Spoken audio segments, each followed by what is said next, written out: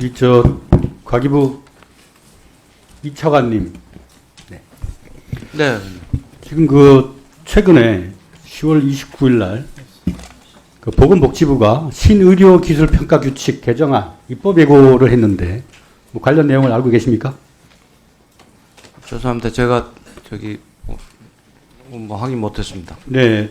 내용을 간단히 설명을 드리면 신의료기술평가규칙을 개정하면서 피부를 관통하지 않는 비침습적 의료기술에 대한 임상문헌을 임상적 성능시험 자료로 대체 허용한다.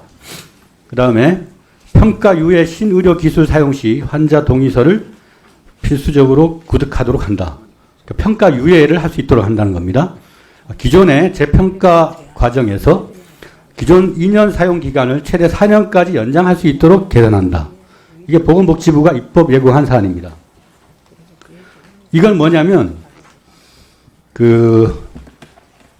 김형숙 교수 디지털 치료제 임상 통과되지 않은 비침습적 방식의 의료기술 이런 데 대한 사용 기간을 기존의 2년에서 4년으로 연장할 수 있도록 하고 또 임상 문헌을 임상 시험을 대체하도록 허용을 했어요. 이거는 매우 과학기술적으로 중요한 사안인데 보건복지부가 입법 예고를 했는데 과기부는 전혀 이 사안을 모르고 있었다. 이게 좀 말이 안 되지 않습니까? 제가 인지를 못했던 거고 아마 관련 관한 내용에서는 알고 있지 않을까 싶습니다. 그러면 이게 12월 9일까지 입법 예고 중이거든요. 그러면 부처에서 의견을 낼 수 있죠. 예, 그게 입법 예고된 것들은 여러 의견을 낼 수 있습니다. 예. 그럼 우리가 지난번에 국감에서도 여러 의원들이 지적했듯이 AI 초거대 AI 기반의 디지털 치료제 관련해서 여러 가지 우려사항, 과학적으로 입증되지 않고 중복 투자되고 또 군 장병들의 인권이나 이런 것들이 침해될 소지가 있고 이런 데 대해서 또 지금 25년 예산에도 여러 예산들이 또 유사 예산들이 있단 말입니다. 충분히 검증되지 않은 가운데 또 이렇게 새로운 규제 완화를 통해서 김형숙 유사 예산들을 자유롭게 집행할 수 있는 길을 지금 보건복지부가 터놨단 말입니다. 여기에 대해서는 과기부가 충분한 그간의 연구 결과에 대한 재평가 속에서 과학적으로 검증되지 않는 사업에 대한 국민 세금의 낭비라든가 이런 것들을 막을 수 있는 또 지금 현재 보건복지부가 과학기술 분야의 핵심적인 기술의 내용에 대해서 충분한 과기부하고 협의 없이 임상 문헌을 임상적 성능시험 자료로 대체하는 이런 식의 발상에 대해서는 과기부가 의견을 내야 되지 않을까 싶습니다.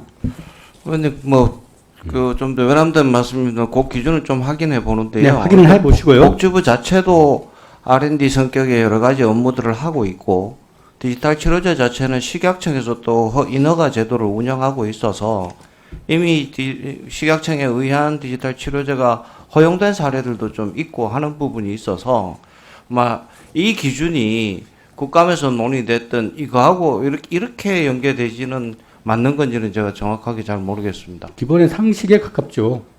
이 비침습적 의료기기라고 하는 표현은 김영숙 교수 등이 추진하고 있는 디지털 의료기기 그런 것을 염두에 두고 하는 겁니다. 이게 또 연관성이 있고 그다음에 보건복지부의 규칙 개정안이라 하더라도 과기부와의 사업에 연관성이 있습니다.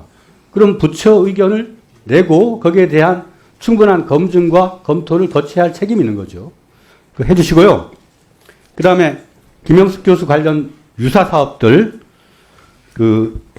한국연구재단이 25년부터 29년까지 50억 들여서 전주기 정신건강예방관리 디지털 플랫폼 생태계 구축 사업 그 다음에 나이파 디지털 혁신기술 K케어 네트워크 또 나이파 AI 기반 맞춤형 케어 서비스 융합선도 나이파 AI 일상화 확산 이 유사 사업들 연구재단에 평가 관련 자료를 요청해도 자료 주지 않고 충분하게 검증되지도 않았고 실증되지도 않았고 기술의 신선성이나 새로움도 없는 그런 유사 사업들을 김건희 여사가 마음건강이라고 하는 그 화두를 던지니까 전 부처가 나서서 이게 지금 이런 데 대한 검증이나 객관적인 분석도 없이 일방적으로 예산 편성한 겁니다.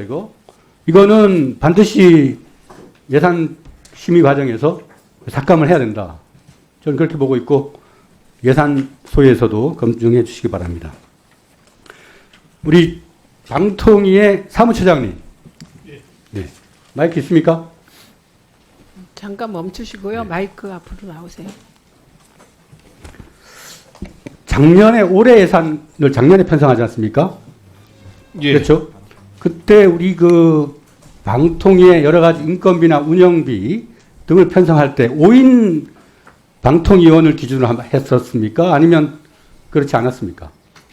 5인으로 한 걸로 알고 네. 있습니다. 그럼 올해 그 임명되지 않은 나머지 분들에 대한 인건비나 운영 예산은 불용 처리됩니까? 인건비는 아마 불용 처리돼야 되지 않을까 싶습니다. 네. 그리고 지금 현재 방통위가 김태규 직무대행 체제로 운영이 되고 있는데 의결이 가능한 위원회는 아니죠. 의결이 불가능합니다. 예. 그렇죠? 예. 그러면 지금 그 내년 예산에 법정위원회라고 하는 거기에 방송통신분쟁위원회 관련 예산을 신설했죠. 그가 정확하게 좀 기억을 못하겠습니다. 확인해 드릴게요. 예, 예. 네, 이게 25년 예산에 법정위원회, 통신분쟁위원회 상임위원 인건비 6개월분을 5,800만 원을 신설을 했습니다. 이 통신분쟁위원회 상임위원 인건비는 왜 책정을 한 겁니까? 이게 아마 제가 알기로는 아마 규정에 상임위원을 두게 돼 있는데 예산이 없어서 그동안 못 해왔던 걸로 알고 있습니다. 그러니까 새로운 의결 행위라고 볼 수 있잖아요. 그러니까 지금 현재 의결이 불가능한 그런 체제인데 이런 중요한 분쟁위원회에 예산을 신설한 것은 다소 좀 특이한 지침이라고 할 수 있겠습니다. 자, 직무대행님께 여쭙겠습니다. 예. 네. 현재 직무대행님은 그 1인 체제에서 거의 새로운 어떤 의사결정이나 지시명령을 할 수가 없죠. 뭐 그 의결이 필요한 부분에 대해서는 제가 할 수 그렇죠. 없는 게 당연합니다. 예. 네. 지난번에 이제 8월 달에 우리가 방송통신위원회에 주요한 의사결정에 대한 자료 제출 요구를 할 때 위원회의 의결이 불가해서 제출할 수 없다. 그렇게 말씀하신 적이 있죠. 예. 네. 그때 어떤 말씀하셨냐면은 본인의 처지가 위원회를 대표하는 것도 아니고 구성 분자일 수는 있어도 그냥 일개 위원에 불과하다. 심지어는 사무처장이나 기조관, 주무관과 별 차이가 없는 그러한 무기력한 상황이다. 그런 말씀을 하신 적이 있습니다. 실제로 특별한 다른 고급 간부들과 다를 바 없는 그 무기력한 행정 행위를 하고 계신데 방심위원으로서의 인건비, 뭐 또 여러 가지 업무 추진비 그런 것들을 내년에 상정한다면 본인이 하고 있는 역할에 비해서 과다한 예산 편성이 되지 않을까 저는 그렇게 보고 있습니다. 자, 그리고 지금 그 방심위에서 여러 가지 법정 제재한 것들에 대한 효력정지 가처분 신청에서 30전 30패 본안 소송은 아니지만 사안의 긴급성이나 본안에서의 승소 가능성 등을 고려해서 가처분 판단하지 않습니까? 예. 예, 그러면 방심위가 뭐 3건이나 9건이나 이게 아니라 30건을 다 가처분해서 패소했다는 것은 그 업무에 있어서 중대한 하자의 가능성이 있다고 보여집니다. 아까 소송 관련 예산의 필요성을 말씀하셨는데 그렇다면은 방통위가 방심위원장에 대해서 그 소송 비용에 대한 구상권 청구 같은 것들을 해서 좀 부당한 심의의 편향성이라든가 위법성을 바로잡을 용의가 있지 않을까 싶어서 묻습니다. 집행정지라고 뭐 의원님께서도 말씀을 주셨고 그다음에 본안에 대한 부분은 오히려 승소한 부분이 더 많은 걸로 알고 있습니다. 그래서 본안까지 봐야 되는 것이고 주로는 2인 체제에서 우리 방통위가 의사결정한 것들 그런 것도 다 그 가처분에서 여러 가지 좀 패소가 있었고, 방심위는 민원 사주한 것들입니다. 민원 사주한 것들. 이런 것들을 바로잡으려면 이책 사유가 분명한 방심위원장과 방심위원 대표에 대해서 업무의 불안전성과 잘못된 지점을 정확하게 방통위가 지적하고 관련한 소송 비용을 부상권 청구를 통해서 회수해야 된다.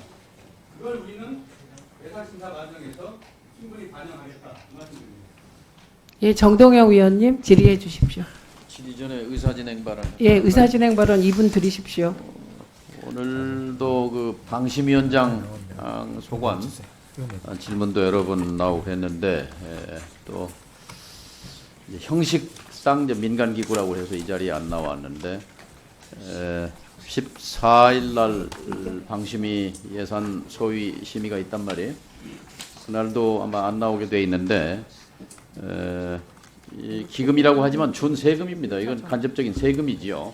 이걸 무려 367억이나 지금 방통위에서 저기 지원을 하는데 기금으로 당연히 유일임 방심위원장 예산 소위에도 나와야 하고 네. 또 상임위 전체 회의에도 출석해야 마땅하다고 생각합니다. 따라서 위원회의 요구로 예산 소위에 출석하도록 위원장님께서 통보해 주시면 감사하겠습니다. 의결로 출석을 요구했으면 좋겠습니다. 예, 이거는 잠시 여야 간 간사가 합의를 좀 해주시기 바랍니다. 뭐 이거는 제가 보기에는 유일임 위원장이 그 예산결산 소위에 참석해서 적극적으로 뭐 입장을 방심위 입장을 얘기하는 건 나쁘지 않을 것 같은데요. 예. 아니 이게 목요일이기 때문에 예, 오늘 의결 김영 간사님. 네, 좀 협의.